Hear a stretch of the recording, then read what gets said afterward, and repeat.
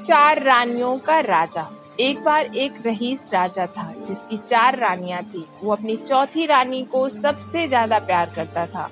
उसे महंगे कपड़ों से लादे रहता था और बेहतरीन खाना खिलाता था। वो उसे केवल सबसे अच्छा देता था। वो अपनी तीसरी पत्नी से भी बहुत प्यार करता था और उसका आसपास के राज्यों में बखान करता था, मगर उसे डर था कि वो एक दिन उसे किसी और के लिए छोड़ देगी।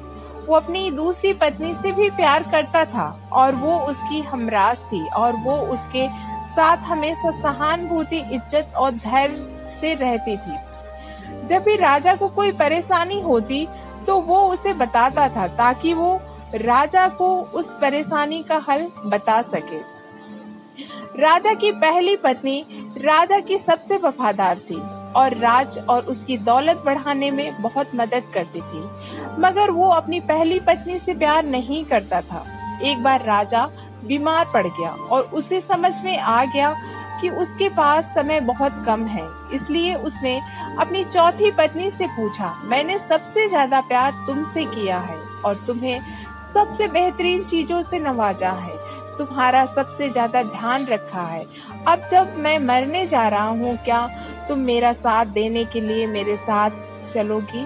तब उसकी चौथी पत्नी ने जवाब दिया कि बिल्कुल नहीं। राजा के दिल में छुरी जैसी चुभी। अब दुखी राजा ने अपनी तीसरी पत्नी से पूछा कि मैंने सारी जिंदगी तुमसे प्यार किया है, अब मैं जा रहा हूँ, क्या तुम मेरे साथ चलोगी? नहीं, ऐसा तीसरी पत्नी ने जवाब दिया। जिंदगी बहुत अच्छी है और जब तुम मरोगे तो मैं दोबारा से शादी करूंगी।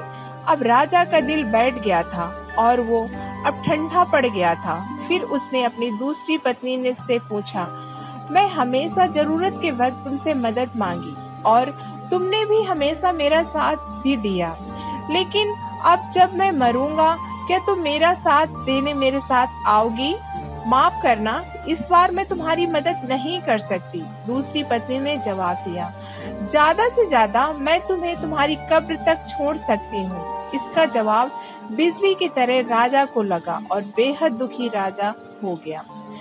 तभी एक आवाज आई, मैं आपके साथ चलूंगी और जहाँ आप जाएंगे वहाँ आपके साथ चलूंगी। राजा ने अपनी नजर घुमाई तो बेहद उसकी पहली पत्नी खड़ी थी। वो बेहद कमजोर थी क्योंकि वो खाती नहीं थी।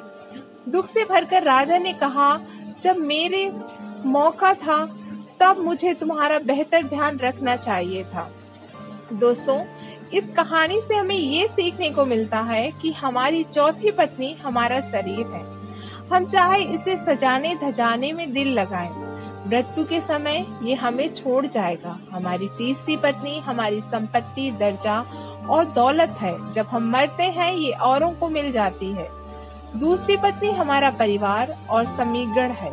चाहे वो कितना हमारे साथ क्यों ना हो, ज्यादा से ज्यादा वो हमारे साथ शमशान तक ही आ जाएंगे, पर उससे आगे नहीं। हमारी पहली पत्नी हमारी आत्मा है जो अक्सर दौलत, ताकत और अहंकार के सले में बेधान हो जाती है, मगर हमारी आत्मा ही एक ऐसी है जो जहां हम जाएंगे वहां तक जाएगी। इसलिए इसे उपजाऊ, ताकतवर बनाएं और इसका आज से ही ध्यान रखें। यही दुनिया में आपका सबसे बड़ा तोहफा है। दोस्तों, आपको कहानी पसंद आई हो तो प्लीज चैनल को लाइक करना और सब्सक्राइब करना।